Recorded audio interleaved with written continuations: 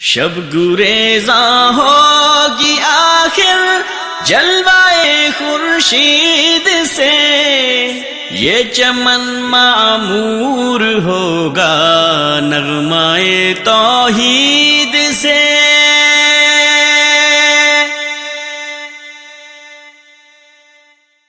ان الحمد لله نحمده ونستعينه ونستغفره ونعوذ بالله من شرور انفسنا ومن سيئات اعمالنا، من يهده الله فلا مضل له ومن يضلل فلا هادي له، اشهد ان لا اله الا الله وحده لا شريك له واشهد ان محمدا عبده ورسوله، اما بعد۔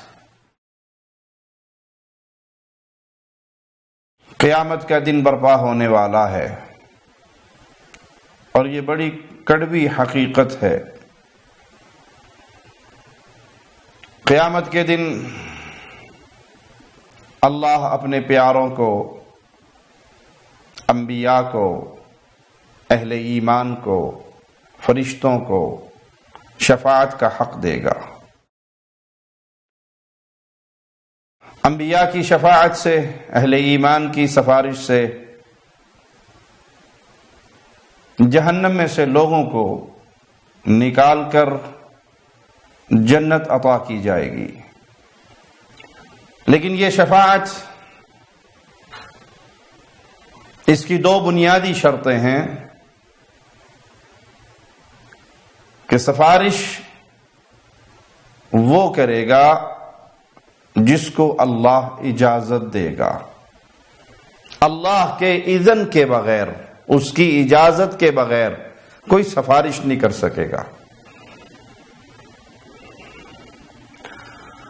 دوسری شرط، جس کے لیے سفارش کی جائے گی اس کا مسلمان ہونا ضروری ہے۔ کافر اور مشرک کے حق میں کسی کی سفارش قبول نہیں ہوگی، نہ اسے کرنے کی اجازت ملے گی اور نہ وہ قبول ہوگی۔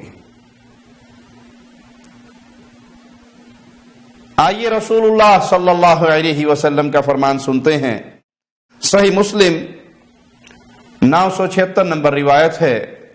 ابو ہریرہ کہتے ہیں کہ رسول اللہ صلی اللہ علیہ وسلم نے فرمایا، استاذنت ربی ان استغفر لی امی فلم یأذن لی، میں نے اپنے اللہ سے اجازت مانگی کہ اپنی والدہ کے لیے استغفار کروں تو اس نے مجھے اجازت نہیں دی۔ وَاسْتَأْذَنْتُهُ أَنْ أَزُورَ قَبْرَهَا فَأَذِنَ لِي، میں نے ان کی قبر کی زیارت کی اجازت مانگی تو مجھے قبر کی زیارت کی اجازت مل گئی۔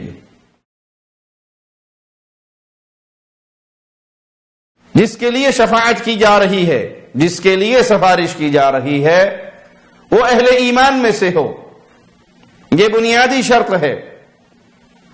بہت سے لوگ آج کے دور میں وہ شرک اور بدعات اور کفر تک کے معاملات میں پہنچے ہوئے ہیں، اور جب ان کو سمجھایا جائے کہ بھائی قیامت کی گھڑی بڑی شدید ہے، جہنم کا عذاب بڑا شدید ہے، تو وہ جواب میں کبھی کسی پیر جی کا نام لے لیتے ہیں، کبھی کسی شاہ صاحب کا نام لے لیتے ہیں، ہم فلاں سلسلے میں ہیں، ہم فلاں سلسلے میں ہیں، ہم نے فلاں کا دامن پکڑا ہوا ہے، ہمیں وہ بچا لیں گے، ہمیں یہ بچا لیں گے۔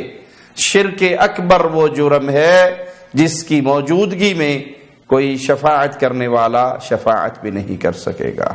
سیدنا انس سے روایت ہے کہ رسول اللہ صلی اللہ علیہ وسلم نے شفاعت والی حدیث میں فرمایا، فَيَأْتُونِي فَأَسْتَأْذِنُ عَلَىٰ رَبِّي تَعَالَىٰ، لوگ میرے پاس آئیں گے، میں اپنے رب سے اجازت لوں گا، اللہ کی اجازت کے بغیر کوئی کسی کی سفارش نہیں کر سکے گا۔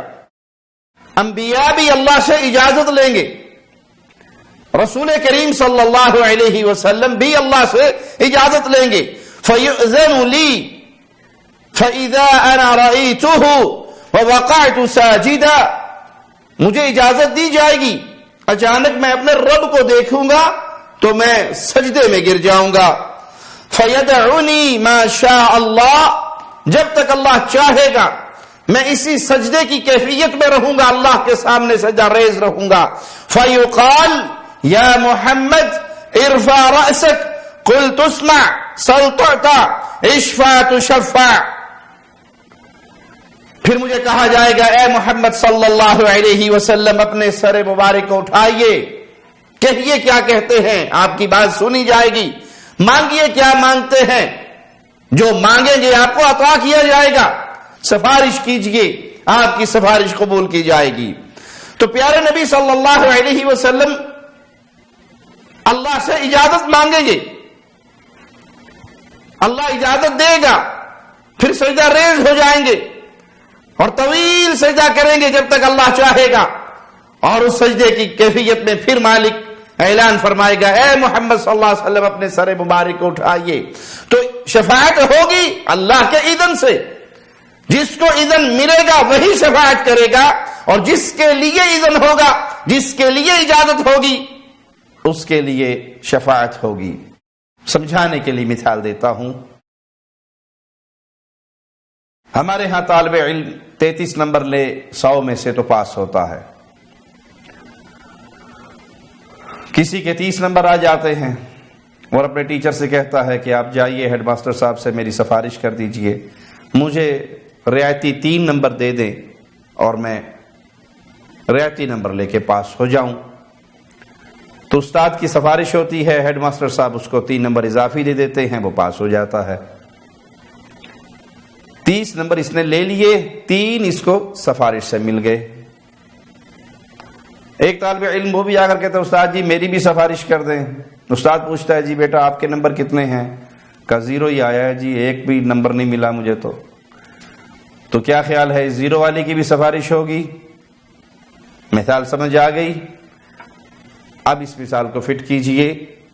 ایمان لا الہ الا اللہ یہ درست ہونا ضروری ہے.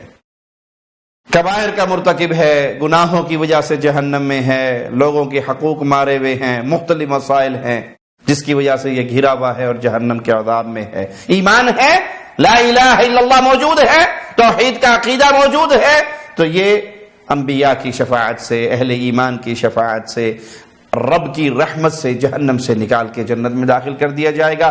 لیکن اگر ایمان نہیں، توحید رہی، لا الہ الا اللہ نہیں، تو پھر اس کے لیے کسی کی سفارش کوئی فائدہ مند نہ ہوگی. صحیح بخاری حدیث نمبر 335 جابر بن عبداللہ انصاری کہتے ہیں کہ رسول اللہ صلی اللہ علیہ وسلم نے فرمایا اعطیت خمسا لم یعطہن احد قبلی، مجھے 5 چیزیں عطا کی گئی ہیں جو مجھ سے پہلے کسی نبی کو عطا نہیں کی گئی. کان کل نبی یبعث الی قومہ خاصہ، مجھ سے پہلے جو نبی مبعوث کیے گئے ہر نبی کسی خاص قوم کے لیے مبعوث ہوتا. وبعثت الی کل احمر واسود، اور مجھے پوری دنیا کے لیے بھیجا گیا، احمر اور اسود، سرخ اور سیاہ کے لیے بھیجا گیا، قیامت کی دیواروں تک اب کوئی اور نبی نہیں آنا. محمد الرسول اللہ صلی اللہ علیہ وسلم آخری نبی ہیں، آپ خاتم النبیین ہیں، نبوت کا سلسلہ ختم ہو گیا، یہ دروازہ بند ہو گیا. اب اگر کوئی یہ دعویٰ کرے کہ میں بھی اللہ کا میسنجر ہوں، میں بھی رسول ہوں، اللہ مجھ سے بھی کلام کرتا ہے، تو یہ کذاب ہے، دجال ہے. یہ دنیا کے 4 ٹکڑوں کی وجہ سے مسلمانوں کے ایمان پہ ڈاکہ ڈالنے کی ناکام و نامراد کوشش کر رہا ہے. یہ جھوٹے، یہ دجال، یہ کذاب جس کی خبر ہمیں رسول اللہ صلی اللہ علیہ وسلم نے اپنی مبارک زندگی میں دی تھی کہ میرے بعد کذاب ہوں گے، دجال ہوں گے جو نبوت کا دعویٰ کریں گے. لا نبی بعدی، میرے بعد کوئی نبی نہیں. کئی پیروں نے اپنے مریدوں کو اپنے کلمے پڑھائے، کئی مریدوں نے اپنے پیروں کو نبیوں کے مقام پہ فائز کیا، کئی مریدوں نے اپنے پیروں کو اللہ کے مقام پہ فائز کیا. یہ سب کذاب و دجال، ایمان سے خالی، دین سے خالی، توحید سے خالی، غیرت سے خالی. ان کا اللہ کے نبی کے ساتھ کوئی رشتہ نہیں. یہ مسلمہ کذاب کے راستے پہ چلتے ہوئے جہنم کا ایندھن ہے. ہاں یہ بات درست ہے جو شخص یہ دعویٰ کرے کہ میں نبی ہوں، میں میسنجر ہوں، مجھ سے اللہ کلام ہوتا ہے، مجھ پہ وحی آتی ہے، یہ واجب القتل ہے، وقت کی اسلامی اسٹیٹ پر لازم ہے ایسے شخص کو گرفتار کیا جائے، لوگوں کے ہاتھوں کے پہنچنے سے پہلے اسٹیٹ کا ہاتھ اس تک پہنچے اور وہ اسے گرفتار کرے اور وہ اس پہ حد قائم کرے اور اس دجال کو، اس کذاب کو، اس کے تن سے اس کے سر کو جدا کرے، قتل کرے۔ عوام الناس قانون کو ہاتھ میں نہ لے تاکہ فتنے کی آگ نہ بھڑکے۔ یہ کام اسلامی ریاست کا ہے، مسلمان حاکم کا ہے کہ اگر کوئی آج نبوت کا دعویٰ کرتا ہے تو اس خبیث کے گریبان کو پکڑا جائے، اس کے ناپاک وجود سے اس دھرتی کو پاک کیا جائے، کیونکہ محمد الرسول اللہ صلی اللہ علیہ وسلم آخری رسول ہے اور اللہ نے آپ کو احمر اور اسود یعنی پورے دنیا کے لیے، پوری کائنات کے لیے بنا کر نبی بنا کر بھیجا ہے۔ آپ کے بعد کوئی اور نبی نہیں۔ وہ احلت لی الغنائم، اللہ نے غنیمت کے مال کو میرے لیے حلال کر دیا۔ وَلَمْ تُحَلَّ لِأَحَدٍ قَبْلِي، مجھ سے پہلے کسی نبی کے لیے غنیمت کا یہ مال حلال نہیں ہوا۔ مسلمان میدان جہاد میں اترتے ہیں، کفار سے مارکا ہوتا ہے، فتح پاتے ہیں، ان کا مال غنیمت وہ مسلمانوں کو ملتا ہے، جو مسلمانوں کے اندر ان کا امیر تقسیم کرتا ہے۔ یہ اللہ نے پیارے نبی صلی اللہ علیہ وسلم کو شان دی کہ آپ کے لیے اور آپ کی امت کے لیے غنیمت کا یہ مال حلال کر دیا گیا۔ وَجُعِلَتْ لِيَ الْأَرْضُ طَيِّبَةً طَهُورًا وَمَسْجِدًا، پیارے نبی صلی اللہ علیہ وسلم کو اللہ نے یہ عزت دی، یہ مقام دیا، آپ کو انعام دیا کہ ساری زمین پیارے نبی صلی اللہ علیہ وسلم کے لیے مسجد بنا دی، زمین کو پاک کرنے والا، اس مٹی کو پاک کرنے والا بنا دیا اور سجدہ گاہ بنا دیا، جہاں چاہے نماز پڑھیں، نماز کا وقت ہوا، مسجد آپ سے دور ہے یا آپ سفر میں ہیں، وہاں پر مسجد نہیں ہے، قبلے کا اندازہ کیجئے اور قبلہ رخ ہو کر اسی مٹی پہ کھڑے ہو کے نماز پڑھیے۔ یہ زمین رسول اللہ صلی اللہ علیہ وسلم کے لیے اور آپ کی امت کے لیے پاک کر دی گئی، مسجد بنا دی گئی۔ فَأَيُّمَا رَجُلٍ أَدْرَكَتْهُ الصَّلَاةُ صَلَّى حَيْثُ كَانَ، کوئی بھی مومن انسان، مسلمان انسان، نماز کا وقت ہو وہ جہاں پر بھی ہو وہاں پہ نماز پڑھ لے۔ ہاں، باتھ روم میں نماز نہیں ہوتی، حمامات میں نماز نہیں ہوتی، قبرستان میں نماز نہیں ہوتی، اس کے علاوہ پوری زمین کو اللہ نے اہل ایمان کے لیے مسجد قرار دے دیا۔ وَنُصِرْتُ بِالرُّعْبِ بَيْنَ يَدَيْ مَصِيرَةِ الشَّهْرِ، اللہ نے پیارے نبی صلی اللہ علیہ وسلم کو یہ مقام دیا کہ ایک مہینے کی مسافت پر دشمن کے دلوں پر رسول اللہ صلی اللہ علیہ وسلم کا رعب طاری ہو جاتا ہے، اہل ایمان کا رعب طاری ہو جاتا ہے۔ وَأُعْطِيتُ الشَّفَاعَةَ، پیارے نبی صلی اللہ علیہ وسلم کو شفاعت کا منصب اللہ نے عطا کیا۔ قیامت کے دن آپ اپنی امت کی شفاعت کریں گے، حساب و کتاب کی ابتدا کے لیے شفاعت ہوگی، جنت میں داخلے کے لیے شفاعت ہوگی، اہل ایمان گنہگار کبائر کے ارتکاب کرنے والے جو جہنم کی آگ میں جل رہے ہوں گے انہیں نکال کر جنت میں بھیجنے کے لیے شفاعت ہوگی۔ رسول اللہ صلی اللہ علیہ وسلم شفاعت کرتے جائیں گے اور اللہ آپ کی امت کو جہنم سے آزاد کر کے اپنی جنتوں کا وارث بنائے گا۔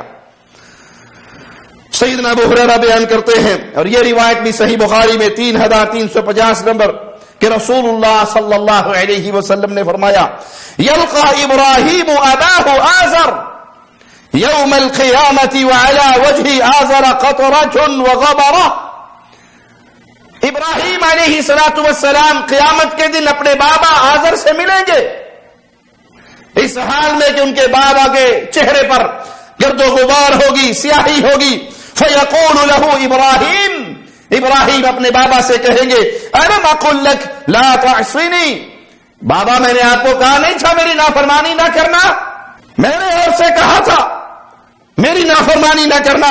فیقول ابوہ فالیوم لا اعصیک، بابا کہیں گے ابراہیم آج میں تمہاری کوئی نافرمانی نہیں کروں گا، معنی یہ کہ آج میری مدد کرو، آج میرے لیے سفارش کرو، دنیا کی باتوں کو چھوڑ دو، آج کے دن میں وعدہ کرتا ہوں تم جو کہو گے میں کہتا رہوں گا، جو کہو گے میں مان لوں گا، آج میں تمہاری نافرمانی نہیں کروں گا۔ فَيَقُولُ إِبْرَاهِيمُ يَا رَبِّ إِنَّكَ وَعَدْتَنِي أَلَّا تُخْزِنِي يَوْمَ يُبْعَثُونَ، ابراہیم کہیں گے اے اللہ، اے میرے رب، تو نے مجھ سے وعدہ کیا تھا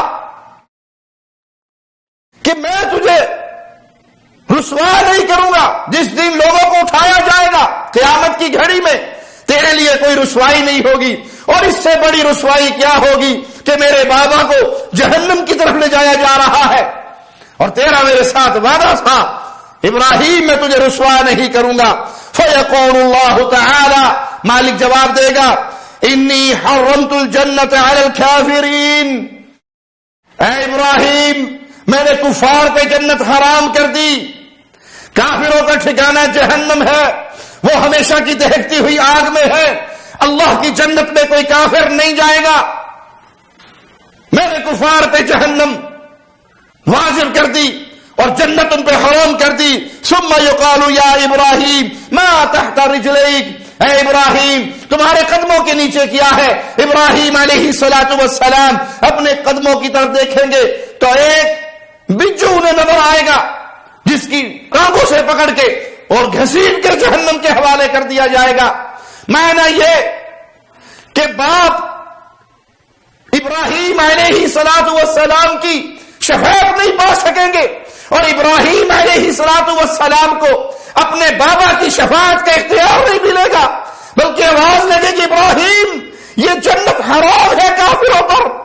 میرے وہ بھائی اللہ کے لیے غور کریں جن کو اس دنیا کے اندر جھوٹے پیروں نے گمراہ کر رکھا ہے کہ فلاں جہنم میں تو کیا میرا سایہ بھی نہ جائے گا، پیر عبد القادر جیلانی سے دیکھا نہ جائے گا، جہنم میں تو کیا میرا سایہ بھی نہ جائے گا، فلاں صابری صاحب سے دیکھا نہ جائے گا، وہ چھڑا لیں گے، وہ حضرت آ جائیں گے، وہ سبز جھنڈے والے آ جائیں گے، وہ سلسلے والے آ جائیں گے، وہ شاہ جی آ جائیں گے، وہ پیر جی جو ہماری عورتوں کی چھٹیاں کاٹتے تھے، وہ بابا جی جو ہمیں بلایا کرتے تھے، جن کے گھروں پہ جا کے ہم سجدے کرتے تھے، جن کے عرسوں میں ہم شریک ہوتے تھے، جن کے لیے ہم جانوروں کی نیازیں دیتے تھے، جن کے قدموں کو ہم چومتے تھے، جن کے نام کے ہم ذبح کرتے تھے، جن کے نام کی ہم دعائیں دیتے تھے، جن کو پکارتے تھے، مشکل کشا و حاجت روا سمجھتے تھے، یہ سارے آ جائیں گے اور یہ سارے ہمیں بچا لیں گے۔ اے پیارے بھائی، اگر عقیدہ درست نہ ہوا، اگر توحید درست نہ ہوئی، اگر عقیدے میں شرک ہوا،